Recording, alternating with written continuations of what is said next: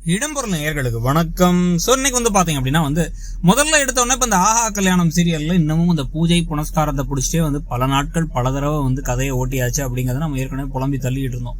இன்னைக்கும் கிட்டத்தட்ட எப்படியோ இந்த பூஜை முடிஞ்சிருச்சு அப்படின்னு சொல்லி பார்த்தா இப்பவும் மகா சூர்யாட்ட கோவப்படுறாங்க. ஆனா மகா கோவப்படுறதுக்கான ஆக்சுவல் காரணம் என்ன அப்படின்னு பார்த்தா சூர்யா தன்னுடைய ஆபீஸ்ல ஏதோ ஒரு பெண்ணோட பேசிட்டு இருக்காரு அப்படின்னு ஒரு சின்ன சந்தேகம் அவங்களுக்கு வந்துருச்சு. அது வந்ததுனாலதான் இப்ப உங்களுக்கு ஒரு மாதிரி என்ன பண்றாரு இவரு, ஏது பண்றாரு இவரு அப்படின்னு சொல்லிட்டு ஒரு கேள்விகள் வந்துகிட்டு இருக்கு. சோ அது ஒரு பக்கம்னா, இன்னொரு பக்கம் பாத்தீங்க அப்படின்னா அவங்க இப்ப வேற சொல்லிட்டு போனேன், நானு பிரபாவுக்கு ஆக்சிடென்ட்ங்கிறத சொல்ல வேணாம்னு சொன்னேன். இது நல்லா நடந்தாலும் நல்லா நடக்காட்டி இந்த பூஜைக்கு என்னதான் காரணம் காட்டுவாங்க, நீங்க ஏன் அந்த மாதிரி பண்ணீங்க, எதுக்கு உளறி வச்சீங்க, உங்களாலதான் எல்லாமே எனக்கு நிம்மதி இல்லாம போகுது அப்படி இப்படின்னு அவங்க பேசிட்டு இருக்க. இவர் கடுப்பா வராரு. எதுக்கு இப்ப தேவையில்லாம வாய் ரொம்ப அதிகமா பேசிட்டு இருக்க, என்ன உன் பிரச்சனை, எதுவும் மனசுல வச்சு பேசிட்டு இருக்கா, என்ன எதுன்னு கேட்டா எல்லாம் உங்களாலதான், உங்கள்ட்ட எதுவுமே சொல்ல மாட்டேன், நானே ஏதாவது சமாளிச்சிருப்பேங்கிறாங்க. என்னத்தை சமாளிச்சிருப்பீங்க, உங்க தங்கச்சிக்கு அடிபட்டதை விட வேற என்னத்தை சமாளிக்க வேண்டியது. இப்போ ஓகே, இது பிராங்க், யாரோ உங்களை வச்சு விளாண்டாங்கன்னு தெரியுது, இல்லனாலும் ஏதாவது யோசிச்சிருக்கணும்ல, நமக்கு ஒன்றும் புரியல. ஆனாலும் இப்ப மகாவுடைய கதாபாத்திரத்தை நிறைய விமர்சிக்க வேண்டிய நிலைமையில இப்ப அடுத்த கட்டமா என்ன நடக்குது அப்படின்னு பாத்தீங்கன்னா, இப்போ இன்னொரு பிரச்சனையும் நடக்குது கதையில. அனாமிகா தான் இதை பண்ணிருப்பாங்க அப்படின்னு சித்ராதேவி பாம்பின் கால் பாம்பரியும் சந்தேகப்படுறாங்க. அவங்க சந்தேகப்படுறதுனால அவங்க என்ன பண்றாங்க அப்படின்னா நம்ம நேரடியா போய் ஏதாச்சும் கேட்டு வச்சிருவோம் அப்படின்ட்டு சபாஷ் சூப்பரா பிரில்லியண்டா பிளான் பண்ணிட்டு, ஆனா கடைசி நிமிஷத்துல மிஸ் ஆயிடுச்சு, பரவாயில்ல விடு, இனிமே நீ நானும் கை கோர்த்துக்கலாம், நம்ம கூட உனக்கு ஒரு சபாஷ் சொல்லதான் வந்தேன் அப்படி இப்படிங்க, எனக்கு ஒண்ணுமே தெரியாது, நீங்க ஏதாச்சும் பண்ணிட்டு என் மேல பழிபடாதீங்க, எனக்கு இதை பத்தி எதுவுமே தெரியாது அப்படின்னு அனாமிகா சமாளிச்சிடுறாங்க.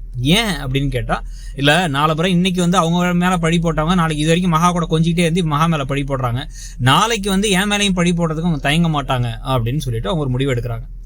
இதுக்கு நடுவில் என்ன நடக்குதுன்னா, அங்க விஜய் வேற வந்துடுறாரு. வந்தோடனே இன்னைக்கு ஃபர்ஸ்ட் நைட் வேற. ஃபர்ஸ்ட் நைட்டுக்காக உடனே ஒரு கொஞ்சம்லாம் ஆரம்பிச்சு அண்ணனும் அண்ணியும் இப்படிதான் சண்டை போட்டுக்கிற மாதிரி இருப்பாங்க, ஆனா விட்டு கொடுக்காம பேசுவாங்க. அப்படின்னா எனக்கும் மகாக்காவை நினைச்சு பாவமா இருக்கு, யாருதான் இப்படி பண்ணாங்களோ தெரியல அப்படிங்கிறாங்க. இதுக்கு நடுவில் சூர்யா என்ன பண்றாரு, மகா கிட்ட இருந்து போனை பிடிங்க அந்த நம்பரை வாங்கிடுறாரு, யார் இந்த மாதிரி பண்ணா அப்படிங்கிறத நான் கண்டுபிடிக்கணும் அப்படிங்கிற முயற்சியில அவர் இறங்கிடுறாரு. அது ஒரு பக்கம் ஓடுது. இத்தனை ட்ராக்குகளுக்கு நடுவுல அடுத்த கட்டமா பாத்தீங்க அப்படின்னா இப்ப ஐஸ்வர்யாவுக்கு கோடீஸ்வரி கால் பண்றாங்க. கோடீஸ்வரி கால் பண்ணி அவங்க எய் அப்படின்னு பேச ஆரம்பிக்கும் போதே, ப்ளீஸ்மா ஓவர் ஆக்ஷன் மட்டும் இன்னைக்கு வேணாமா அப்படிங்கிற மாதிரி தான் எனக்கு இருந்துச்சு. ஆனாலும் அவங்க அதை தொடர்ந்து தான் பண்ணிட்டு இருக்காங்க.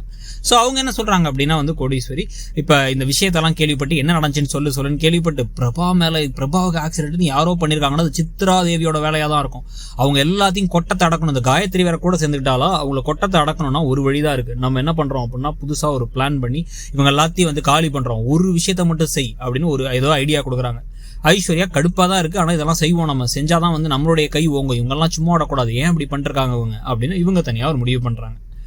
இதுக்கு நடுவில் மகா இப்ப என்ன பண்ண போறாங்கன்னா அந்த ஃபர்ஸ்ட் நைட் ரூமை அலங்காரம் பண்ண போறேன், நான் தான் அலங்காரம் பண்ணுவேன் பேர் வழின்னு கிளம்பிட்டு இருக்காங்க.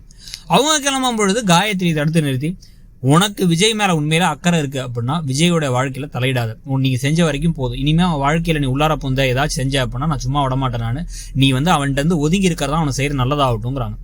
கரெக்டா அந்த சமயத்துல விஜய் அங்க ஓடி 2 நெக்லஸை கொண்டு காமிச்சு, இந்த நெக்லஸ்ல ஒன்ன பிரசன்ட் பண்ணலான்னு இருக்க அனாமிக்காங்கிறாங்க.